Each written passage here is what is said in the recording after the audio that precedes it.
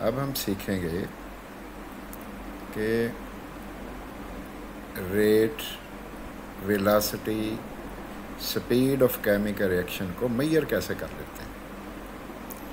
तो पहला काम हम ये करते हैं, एक डाटा लेते हैं, फिर उसका ग्राफ बनाने की कोशिश करते हैं, फिर देखते हैं कि उससे हमें इंस्टेंटेनियस रेट कैसे मिल जाता है। To measure the reaction rate we track changes in composition of reactant and product over time.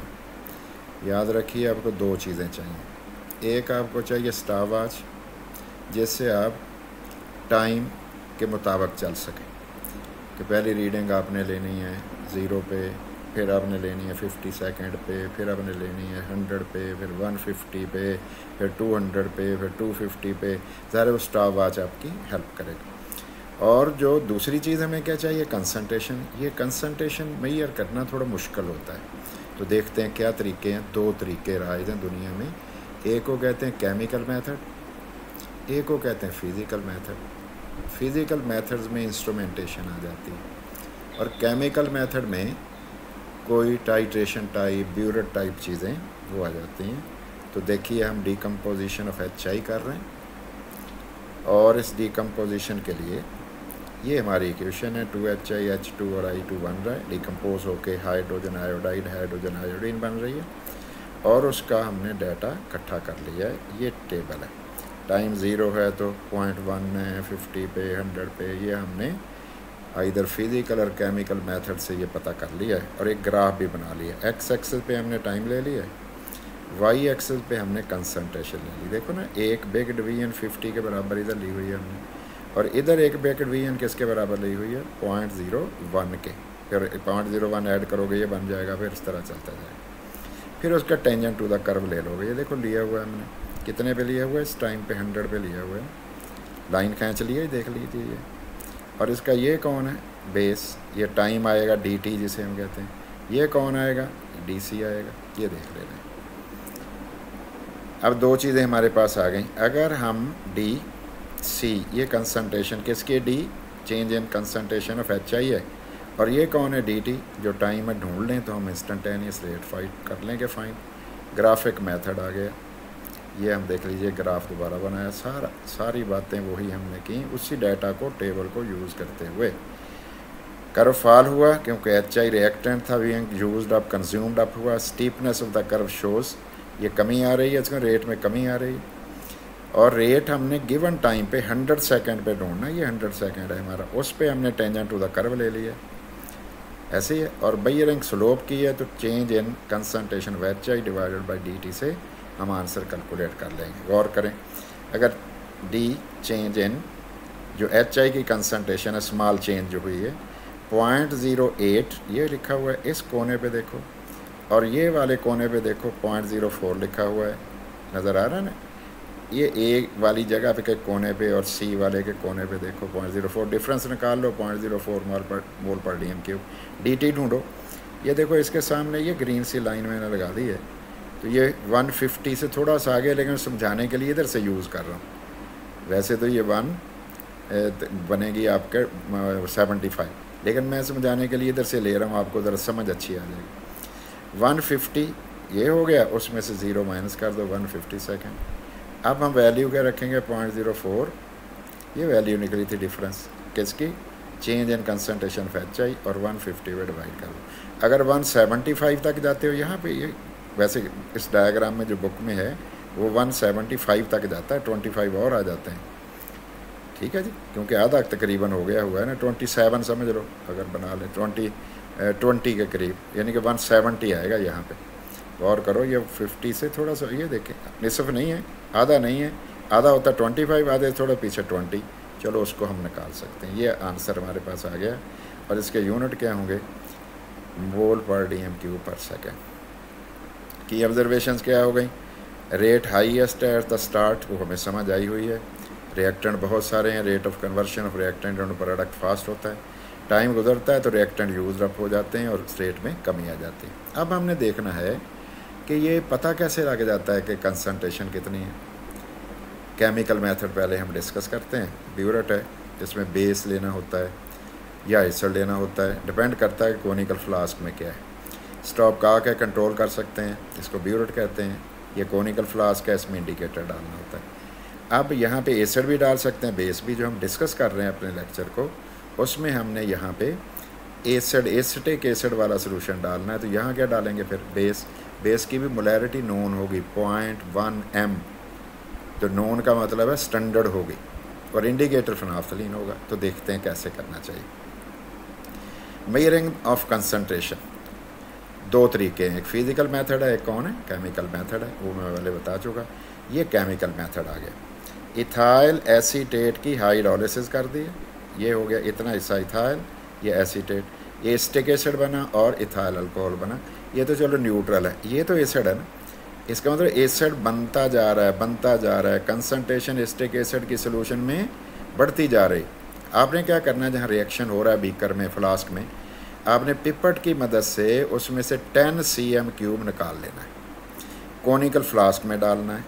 इसके अंदर बर्फ़ वाला पानी, ठंडा पानी या बर्फ़ ही डाल देनी, आइस वो डाल देनी है, ताकि आपका कोनिकल फ्लास्क का रिएक्शन रुक जाए।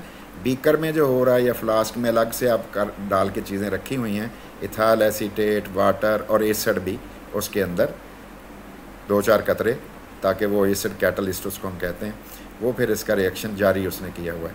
अब बर्फ़ डाली, 10 cm³ डाला उस रिएक्शन मिक्सचर से, फिनाफ्थलीन डाली, बर्फ़ डाली या ठंडा पानी यख डाला, बेस आपने यहाँ डाली हुई है, नीचे रीडिंग नोट की 0 होगी, चलो फाइनल 10 हो गई, तो रीडिंग आ गई उसकी appearance of light pink colour होना यहाँ पे, अपीयरेंस ऑफ, पहले सफ़ेद सा ही होगा आपका सोल्यूशन, फिर रंग अपीयर होगा, एंड पॉइंट आ जाएगा।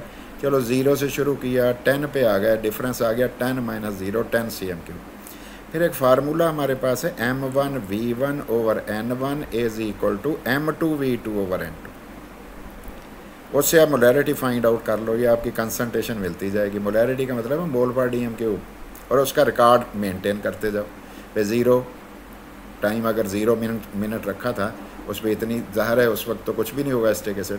फिर आपने 5 मिनट बाद क्या देखा, फिर 10 मिनट बाद क्या देखा, फिर 15 मिनट बाद क्या देखा, रीडिंग हर बार आपको 10 cm³ रिएक्शन मिक्सचर में से पिपट की मदद से लेना पड़ेगा, कोनिकल फ्लास्क में डालना पड़ेगा, इंडिकेटर भी डालना पड़ेगा, appearance of light pink colour होगा फिनाफ्थलीन वाला, और ब्यूरेट की रीडिंग आप नोट करते जाओगे। इधर तो 10 है कोनिकल फ्लास्क में, ब्यूरेट की रीडिंग नोट करते जाओगे और कैलकुलेशन करते जाओगे, और m1v1/n1 = m2v2/n2 से आप मोलैरिटी फाइंड आउट करते जाओगे। किसकी, वो जो रिएक्शन मिक्सचर में एसिटिक एसिड बढ़ता जा रहा है, बनता जा रहा है, ज़्यादा होता जा रहा है, उसको ढूंढते जाओगे, और टाइम का और वर्सेस कंसनट्रेशन मोलैरिटी का आप एक टेबल बना लो। जब आपका टेबल बन जाएगा ना, इस तरह का टेबल बनेगा, तो फिर आप टेबल को देखना और एक ग्राफ बना देना। देख लो टेबल में हमने क्या किया, 30 सेकंड के बाद एक रीडिंग ले ली, और इधर हमने जो कंसनट्रेशन में मिली वो लिख ली। हमने 30 सेकंड पे मिली तो यहाँ पे आई, 60 पे मिली तो यहाँ आई, 90 पे मिली तो यहाँ आई, इधर देख लेना है। और इस तरह सारी आपने रीडिंग जो है नोट करते जाना है। इसका मतलब है यहाँ पे 0 पे एक नुक्ता आएगा, एक यहाँ 30 पे नुक्ता आएगा 1.5 के सामने।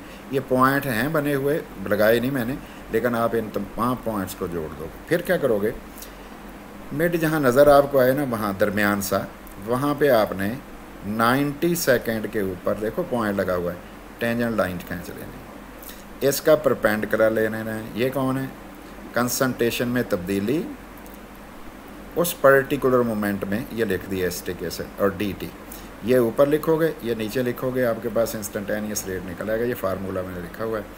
1.5 मैंने अपने हिसाब से 1.5 बनाया, देखो इस कोने पे है 2.5, इस कोने से है 3.5, डिफरेंस निकाल लो। ये लिख दिया मैंने, 3.5 - 2.5 1.5। और ये बताइए यहाँ से ये वाला और यहाँ से 60 से एक नंबर पीछे है, चलो तो मैं इसको डिफरेंस निकाल लो। टाइम का भी आप निकाल सकते हो, टाइम 123 में से 59 निकाल दो, ये 123 के करीब ही होगा ना, 59 होगा, निकालो डिफरेंस कितना बनता है। ये लिखा हुआ है 64 सेकंड पे डिवाइड कर दो, आपका ये इंस्टेंटेनियस रेट निकला है। क्योंकि हमने मिड से उठाया है तो ये हो सकता है, यहाँ ज़रूरी नहीं, खैर हो सकता है एवरेज और इंस्टेंटेनियस रेट यहाँ पे एक सा ही हो। क्लियर हो गई? दोबारा गौर कर लो। टेंजेंट लाइन है, परपेंडिकुलर कंसंट्रेशन की तब्दीली को ज़ाहिर कर रहा है एसिटिक एसिड की, और ये टाइम की तब्दीली को कर रहा है। वो पर्टिकुलर स्पेसिफिक मोमेंट वाली जो बात थी हमने 90 पे जो लाइन लगाई हुई है टेंजेंट लाइन, ये जवाब हमारे पास आ जाएगा। इस पर 2-3 दफ़ा देखोगे ना, आपको क्लियर हो जाएगा मसला। अब इसमें देखते हैं कि कोई ये तो केमिकल मेथड था, ब्यूरर था, पिपट था, कोनिकल फ्लास्क था, फिनाफ्थलीन इंडिकेटर थी, M1V1/N1 = M2V2/N2 था। उससे मोलैरिटी निकालते गए, टाइम वर्सेस कंसंट्रेशन का, फिर वो डाटा को देखा। ज़रा इधर बुक में नहीं है, मैं बता रहा हूँ अपनी तरफ से कि उस डाटा से ग्राफ बनाया, ग्राफ के बाद उसके टेंजेंट लाइन ड्रा की, उसका फिर हमने tan थीटा लिया, परपेंडिकुलर और बेस, परपेंडिकुलर कंसंट्रेशन की तब्दीली थी एसिटिक एसिड की, और टाइम नीचे डिवाइड करना था और आपके पास इंस्टेंटेनियस रेट आ जाना। अब केमिकल मेथड की बजाय हम फिज़िकल मेथड भी यूज़ कर सकते हैं to measure the concentration change. Reactant या प्रोडक्ट किसी के भी, उनके मेथड तो बहुत सारे हैं, लेकिन कुछ मेथड जो आपकी बुक में हैं उसको हम चेक कर लेते हैं। फिज़िकल मेथड में आपको रिएक्शन मिक्सचर में से सैंपल हर बार 10 cm³ निकालने की ज़रूरत नहीं है, पूरा रिएक्शन मिक्सचर ही एनालाइज हो जाता है। ये फास्टर भी है, आसान भी होता है, तेज़ भी है, मोर कन्वीनियंट, आसान भी है।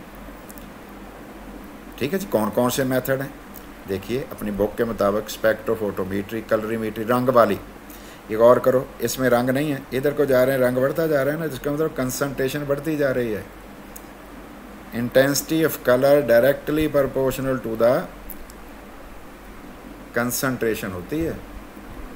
तो फिर हमने क्या किया, स्पेक्ट्रोमीटर की मदद से हमने ये इनमें से कोई लाइट अब्ज़ॉर्ब या ट्रांसमिट करवाई है।